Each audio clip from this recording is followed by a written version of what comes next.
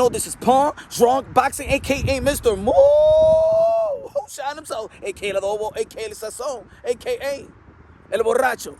Ladies and gentlemen, y'all already heard that Danny Swift Garcia, former 2-division world champion, have stated that he will want to move to the 154-pound division.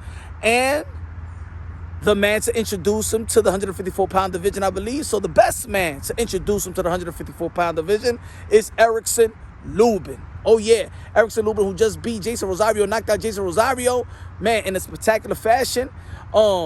Erickson Lubin has been on a good streak.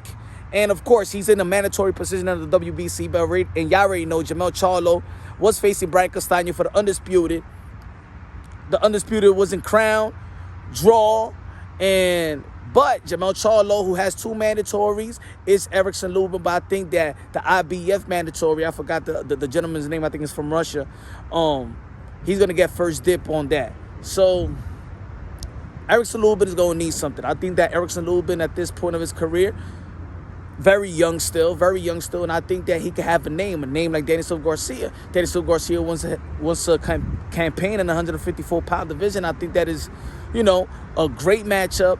Both East Coast dudes, good trainers that know how to, got the gift of gab also that can sell the fight. Y'all already know Angel Garcia, Crazy Angel, and you got Kevin Cunningham, one of the best trainers, in this modern day era.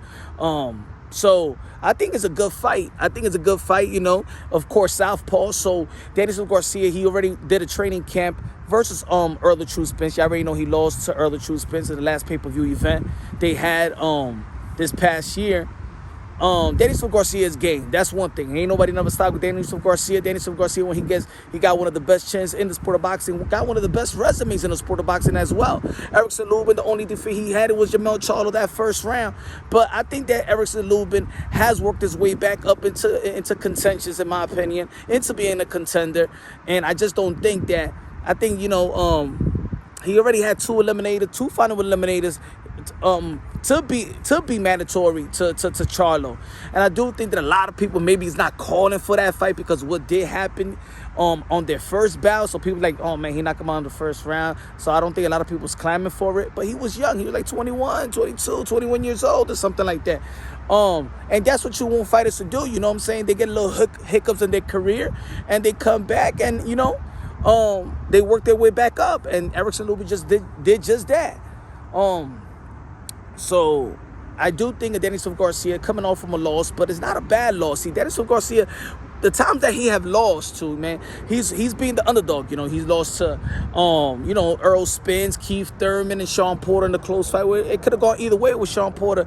I believe it could have gone either way, in my opinion, or by 1 round, But a lot of people are going to be questioning, like, yo, if he can't beat the elite guys in 147, what makes him? Does his power really translate into the 100? Did his power really translate to the 147? How is it going to translate to the 154?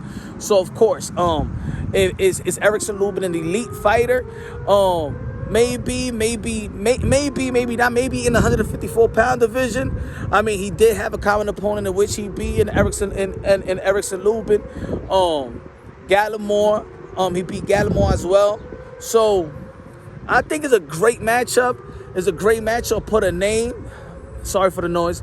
Put a great name for Erickson Lubin to get a Danny Swift Garcia. That could be a great fight, showtime. And I think a lot of people will come out. Could be in Florida, could be in Philly, could be in the Barclays Center. And I think, it'll be a good turnout. I do believe there's a good turn. I think that's the perfect fight for Danny Swift Garcia if he's going to campaign in 154. That's competition right there.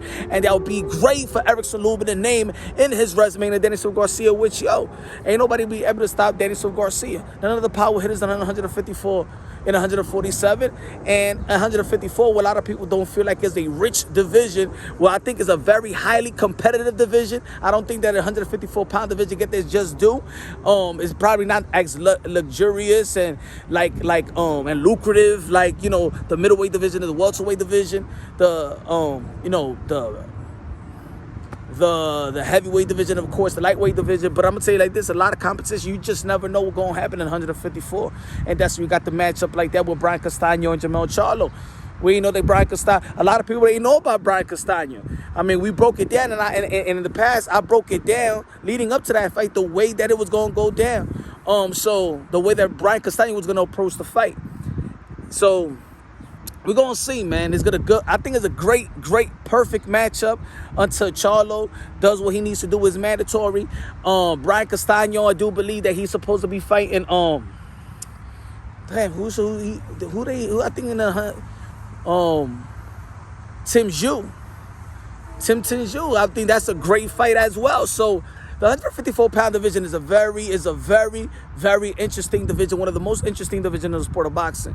So let me see, man. I want to see Danielson Garcia, Erickson Lubin. What y'all think, y'all? Leave your comment in the bottom. Subscribe to the channel. Hit the notification bell. Get my updated videos. I love y'all. God bless, and on to the next.